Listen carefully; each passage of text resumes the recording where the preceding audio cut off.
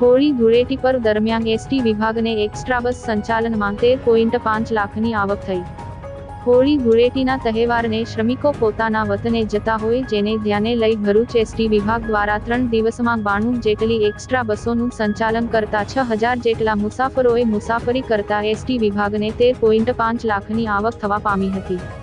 હોળી ધૂળેટીના તહેવારને ધ્યાને લઈ દર વર્ષની જેમ ચાલુ વર્ષે પણ ભરૂચ એસટી વિભાગ દ્વારા એક્સ્ટ્રા બસ સંચાલનનું આયોજન હાથ ધરવામાં આવેલ હતું, જેમાં દાહોદ, પંચમહાલ અને ગોધરા તરફના શ્રમયોગીઓને પોતાના વતન તરફ જવા માટે એક્સ્ટ્રા બસોની સુવિધા ઉપલબ્ધ કરવામાં આવેલ હતી।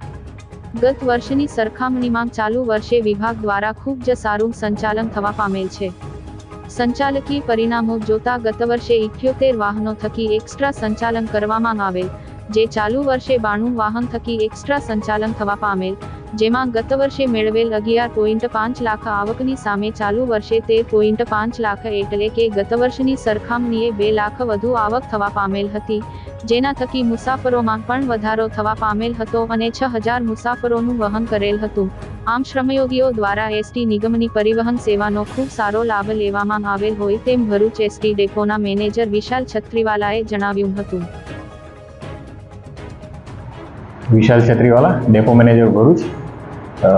હોળી ધૂળેટીના તહેવારને ધ્યાને લઈ ભરૂચ વિભાગ ભરૂચ ડેપો દ્વારા એક્સ્ટ્રા સંચાલનનું આયોજન હાથ ધરવામાં આવેલ હતું, જેમાં ગત વર્ષના પરિણામોની સાપેક્ષમાં ચાલુ વર્ષે વધારો જોવા મળેલ હતો।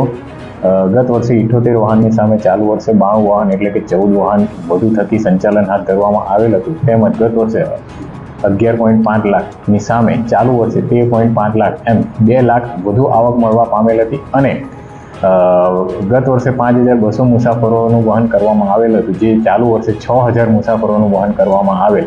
આમ 800 મુસાફરો પણ વધુ મળવા પામેલ હતા।